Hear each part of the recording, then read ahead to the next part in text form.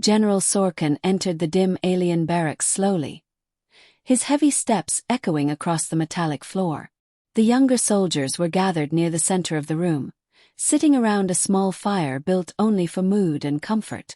Above them, the night sky of the planet Tertial showed a wide field of purple stars, visible through the open ceiling panels. The soldiers were relaxed. They felt safe. They felt amused. And they were laughing. In the hands of one soldier was a thin, old tablet they had taken from a human research ship. The tablet contained translated versions of human myths, stories from Earth's long past.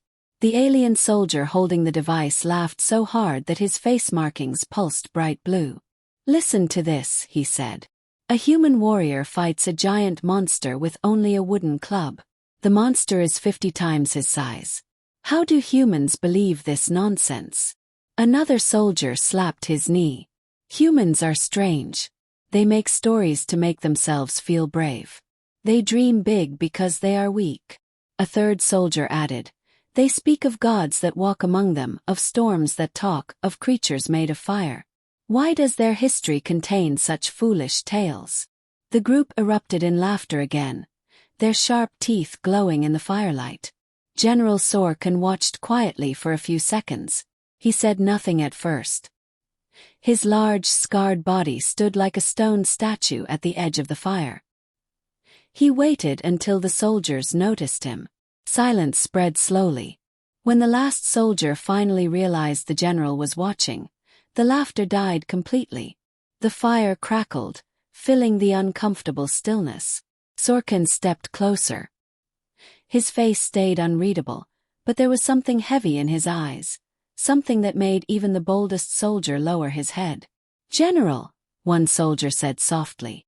"We were only laughing," Sorkin finished for him. His voice stayed calm but dangerously calm. "Laughing at human myths." The soldiers exchanged nervous glances. One tried to explain. "Sir, these stories are impossible. They make no sense. We were only—" Sorkin raised a hand, and the soldier fell silent instantly. "You think humans create myths because they are weak," the general said. "You think they invent heroes because they have none. You think their stories are fantasies." His eyes grew harder, colder. "You are wrong." The soldiers waited, confused. Sorkin sat down with them near the fire. It was strange to see him sit among ordinary soldiers. He never did that. So when he sat, they knew something serious was coming. "General," one whispered, "why do these myths matter?" Sorkin looked into the fire as if he saw something far away. "Because I have seen what humans can become when their myths awaken inside them." None of the younger soldiers understood. The general continued, "When I fought in the human wars, I learned that their stories are not lies. They are warnings left by their ancestors. Those heroes you mock, they are reflections of what humans turn into during their darkest hours." He paused, remembering something painful. "Humans are small.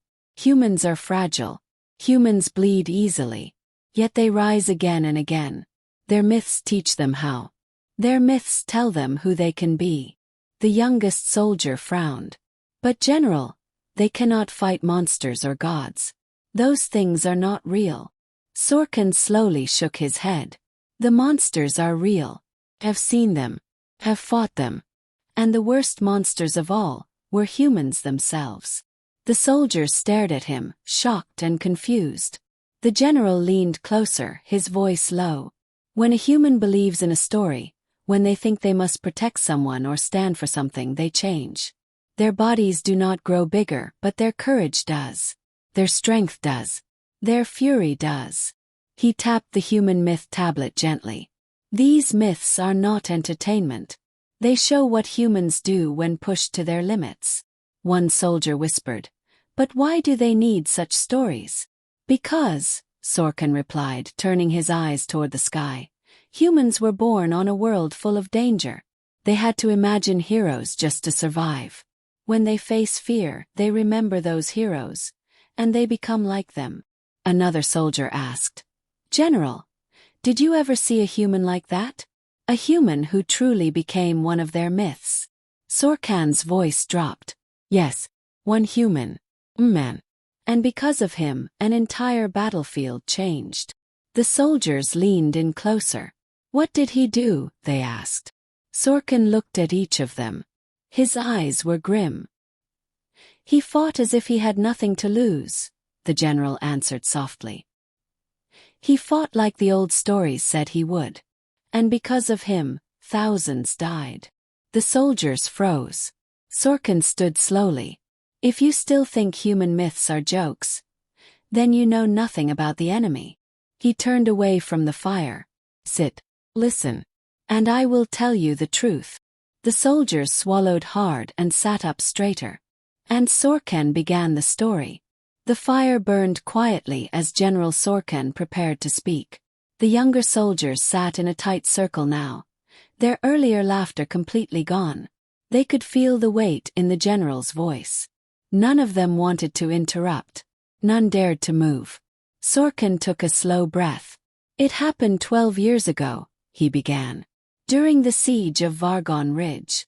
Many of you have trained there, but you never saw it during the war. Back then, it was a broken land of smoke, explosions, and endless screams.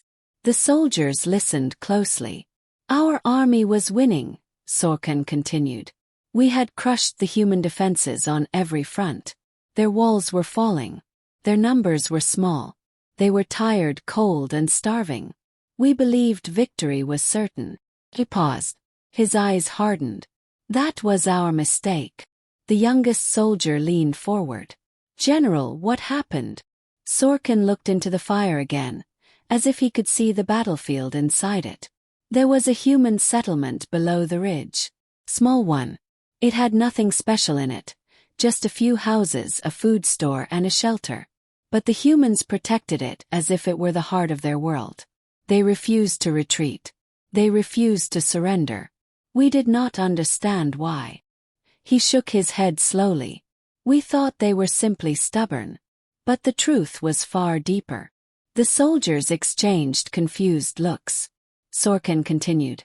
On the final day, when our troops surrounded the ridge, the human defenders stood side by side with whatever weapons they had.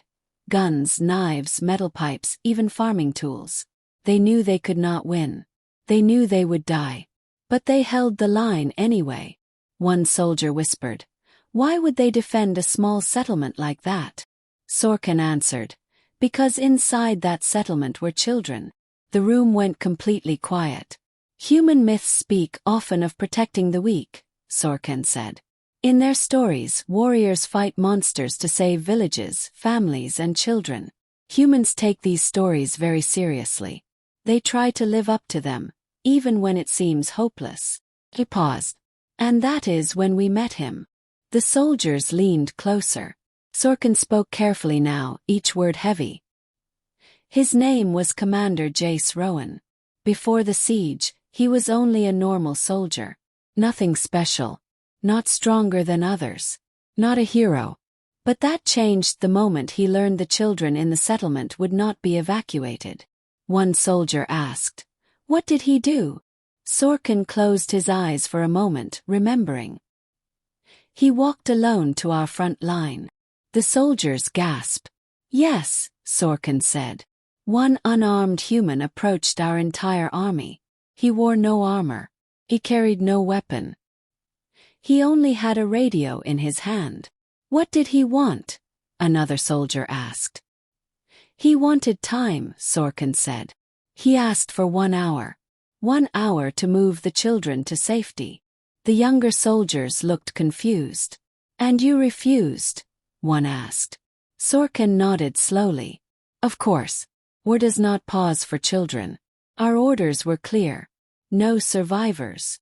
The fire popped loudly, making some soldiers flinch. Sorkan continued. When we denied him, something changed in his face.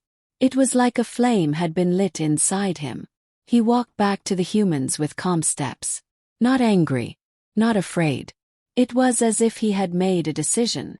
He paused. And that decision changed everything. The soldiers sat frozen, waiting. When the attack began, Sorkan said, Rowan was the first one to charge. He did not wait for his men. He ran ahead of them, screaming a single sentence. Not one step closer. Some soldiers shifted uncomfortably. "We shot him," Sorkin said plainly. "Of course we did. But he did not fall. He kept running. We shot him again. He still did not fall." One soldier whispered. "That is impossible." Sorkin leaned forward. "This is what you fail to understand about humans. When they fight for something greater than themselves, something changes inside them. Their bodies are weak, yes, but their will is not." He pointed toward the myth tablet on the floor. "That is why their myths matter. They give humans a picture of what they must become when danger arrives." The youngest soldier asked softly, "Did Rowan survive all of your shots?" Sorkin's eyes darkened. "No. He was hit many times. But he refused to die. He pushed through pain that should have killed him. He reached our front line and fought like a creature from their oldest legends." The soldiers listened in stunned silence. "He grabbed weapons from fallen soldiers. He fought with blades, with fists, with rubble, even with his bare hands. He fought long enough for the evacuation to begin. He fought long enough to hold us back." Sorkin took a long breath, then continued. "And the rest of the humans saw him. They saw him stand alone, refusing to fall. Something awakened in them. Their fear melted away. Their eyes changed. They began to fight like him." He looked around at his soldiers. That was the moment the siege turned. Not because of weapons, not because of strategy, but because of one human who believed he had no right to fall, not while children were behind him. One soldier finally spoke. "General, did you defeat him?" Sorkin's voice grew quiet. "No," he said. "None of us defeated him. He died only when his body could no longer move. But by then, it was too late. The children were safe. And every human on that ridge had become something far more dangerous than before." The soldiers were pale now. Sorkin stared into the fire. "That is why you do not laugh at human myths. Because sometimes, those myths stand in front of you." The fire's glow flickered across the young aliens' faces. None of them spoke. None of them dared to even breathe too loudly. Everything General Sorkin said felt heavy. Too heavy to ignore, too heavy to laugh at. Sorkin pressed his hands together slowly, remembering the scene with a tired look in his eyes. "After Rowan fell," he continued, "our army expected the humans to break. We thought they would lose hope. We believed that once their strongest fighter was gone, the rest would fall apart." He shook his head. "We were wrong again." The youngest soldier raised his hand slightly. "General, if he died, why did the others keep fighting?" Sorkin gave him a long, steady look. "Because humans are strange creatures," he said. "They can take strength from someone who is no longer alive. Rowan's courage did not die with him. It spread." The fire crackled softly, as though listening. "His troops saw him stand alone," Sorkin continued. "They saw him protect the children even when his own life was slipping away. When he finally fell, they screamed louder, fought harder, and refused to retreat. They saw him as a hero from their myths. In their eyes, he had become something larger than life." One soldier whispered, "A legend." Sorkin nodded. "Yes, a legend, and legends give humans power." He leaned back slightly and continued. "Our scanners picked up something strange. Human adrenaline levels rose far beyond normal. Their pain signals dropped. Their heart rates became wild and unstable. They should have collapsed. Yet they fought harder with each passing minute." Sorkin paused, letting the weight of his words settle on the young warriors. "That was when our commanders realized we were not fighting normal soldiers anymore. We were fighting people who believed their hero was still standing with them. That belief made them unstoppable." The soldiers around the fire looked shaken. Sorkin went on. "We sent in more troops. Waves of them. But the humans fought with a fury we had never seen before. They did not move with strategy. They moved with instinct and emotion. Every one of them fought as if they were Rowan himself. He sighed deeply. There was one moment I will never forget. It happened near the final barricade. The soldiers leaned in closer. 3 human soldiers were trapped under rubble. One had a broken leg. Another was bleeding heavily. The third could barely breathe. Yet they still held their weapons and fired at us, refusing to surrender. They could not run. They could not hide. But they still fought. A soldier asked softly, "Why did they not give up?" Sorkin looked straight at him. Because they believed Rowan would not have given up. And so they chose to fight like the hero they saw in him. The room remained silent, heavy with tension. Sorkin continued. By this point our commanders grew impatient. They ordered us to push forward and finish the battle. But it was not simple. The humans fought with a wild, unpredictable energy. They charged at us with weapons they did not even know how to use properly. They attacked from angles that made no sense. They tore through smoke and fire with no fear. He shook his head. I lost 47 soldiers that day. Not because the humans were stronger, but because they refused to fall back. One soldier hesitated before asking, "General, did you face Rowan's unit directly?" Sorkin's voice dropped lower. "Yes," he said. "I did." A cold breeze drifted across the open roof, making the fire flicker again. "I fought one of Rowan's closest friends," Sorkin said. "A woman named Mira Holden. She was not large. She was not heavily armed. But she fought like someone who had forgotten what fear was." He stared into the fire as if the memory hurt him. When she saw Rowan's body, something inside her changed. She screamed long and loud. It was not the scream of a soldier. It was the scream of a human who had lost everything. And then she attacked. The younger aliens looked nervous. Even the firelight seemed to dim. She fought with such raw strength that I thought she had gone mad. She charged at me with a broken metal pipe. Not a weapon, just a pipe. But the way she used it, she nearly broke my armor. One soldier gasped. "Against you, General." Sorkin nodded. "Yes." She struck with a force I did not believe humans could produce. Her eyes were full of tears, yet she did not slow down. She did not hesitate. She fought as if Rowan's spirit was inside her. He took a slow breath. In the end I had to make a choice. Fight her seriously, or die. The soldiers stared at him wide-eyed. "And so," Sorkin said softly, "I defeated her. But it was not a victory. When she fell, she still tried to crawl forward, using her last breath to protect the settlement." He closed his eyes. That was when I finally understood the truth.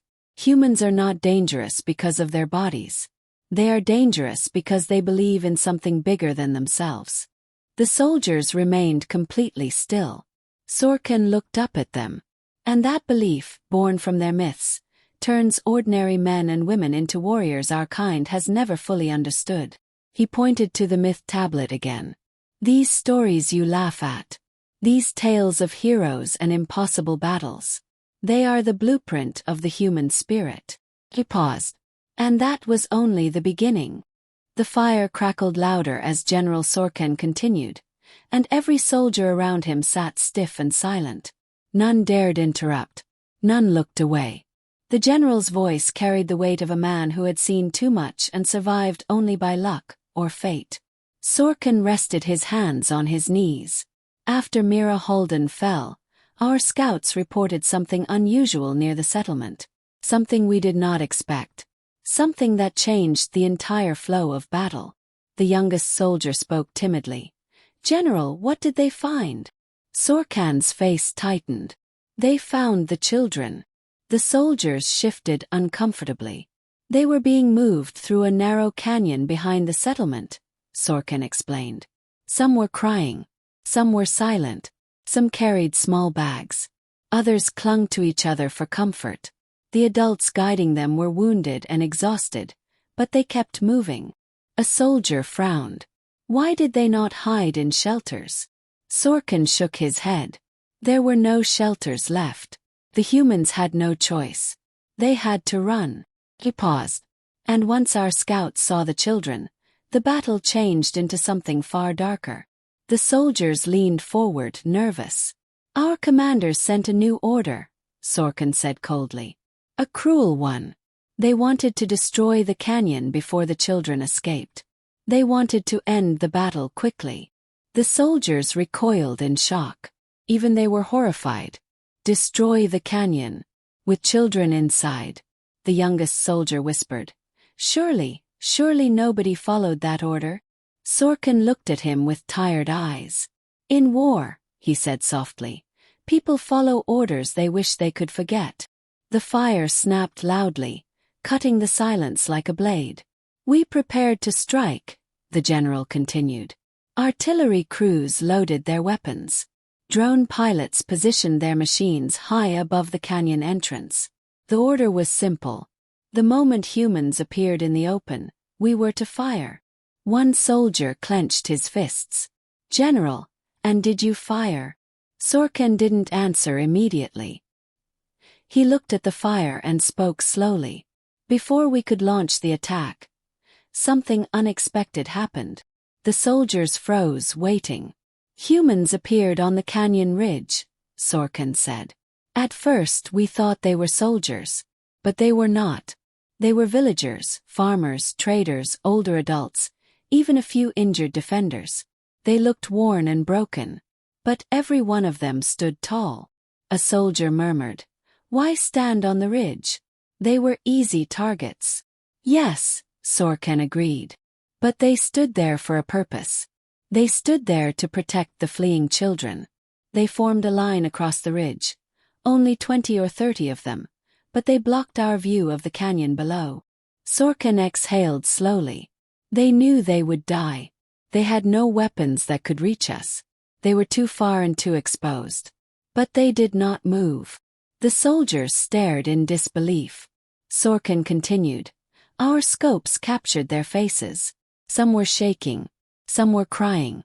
Some held hands. But none stepped back. Not one. A soldier whispered. General, were these the same humans who lost Rowan and Mira? Sorkin nodded. Yes. And that made them even more determined. The general's voice grew harder. Our commanders grew angry. They ordered us again. Fire on the ridge, take out the defenders, and then collapse the canyon. The soldiers looked sick. Even though they were trained for war, this felt wrong. Sorkin closed his eyes. At that moment I felt something inside me twist. For the first time in the war I questioned an order. These humans were not attacking us. They were not trying to kill us. They were only standing there to protect others. He opened his eyes again. But before any doubts could settle inside me, something happened that none of us expected. The soldiers leaned in. One human walked to the front of the ridge, Sorkin said. A tall man with a broken arm held against his chest. He wore no armor, just torn clothes. He looked weak. But his eyes looked like Rowan's. A murmur crossed the group. Sorkin continued. He shouted down at us. His voice carried across the battlefield. The general paused, hearing the words again in his mind. He shouted, "If you want to hurt them, you will go through us first." The fire flared as if reacting to the memory. That one sentence, Sorkin said, stopped the entire battlefield. The soldiers were still. Every villager raised their hands, signaling defiance, the general said. They knew they could not stop us. But humans have a strange talent. When they stand against impossible odds, they somehow make the impossible feel real. Sorkin took a deep breath. Our commanders grew impatient, but something strange began happening among our troops. Soldiers hesitated. Gunners froze. Drone pilots lowered their machines. Nobody wanted to be the one to fire. One alien whispered, "Why?" "Because of fear." "No," Sorkin said gently. "Because of shame." The soldiers flinched. We had just fought Rowan and Mira, who fought like legends. Now we faced ordinary people who were willing to become legends just by standing still. Something inside us recognized their bravery. He looked around at the young soldiers. That is the danger of humans. They turn even broken people into symbols of hope. He paused again. And then, everything changed when someone else appeared on the ridge. The soldier's eyes widened. Sorkin lowered his voice. A human child. The moment General Sorkin said the words, a human child, every young alien around the fire stiffened. Even they knew what it meant when a child stepped into a battlefield. It meant something powerful was about to happen, something no soldier could easily forget. Sorkin's eyes darkened as he continued his story. The child walked to the very front of the ridge, he said. She looked no older than 8 human years. She wore a torn jacket much too big for her, and her knees were scraped from running. But she kept walking forward, even as the adults tried to stop her. The soldiers listened with horrified fascination. She reached the edge of the cliff, Sorkin said. Her small shoes slid on the dirt, but she didn't fall. She looked down at us, at our entire army, with eyes full of fear, but also something else. A soldier whispered, "Courage." Sorkin nodded. Yes, human courage. Wild, unexplainable, and too strong for her size. He continued. She held something in her hands. At first we thought it was a piece of cloth. But when she lifted it above her head, we saw what it truly was. The general paused. It was Commander Rowan's scarf. A ripple moved through the young soldiers. Even they knew what that meant. Sorkin lowered his voice. Rowan always wore that scarf. His men said it belonged to his daughter who died long before the war. It was the only thing he kept from his old life. And now, this small child held it like a flag.